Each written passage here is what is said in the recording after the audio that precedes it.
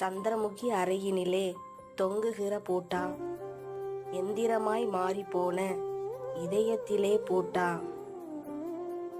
நொந்தவர்கள் சொல்ல முடியா வாயில் போட்ட பூட்டா, பந்த பாசம் யாவும் வைத்து பதுக்குகின்ற பூட்டா. இந்த பூட்டு எந்த பூட்டு? எனக்கு திறந்து காட்டு. சாவி இல்லை என்றால் கூட கள்ளச்சாவி போட்டு, தொல்லையின்றி இதயம் திறந்து பாடு ஒரு பாட்டு. பறவைகளாய் சிறகு விரி, எதற்கு இங்கே பூட்டு?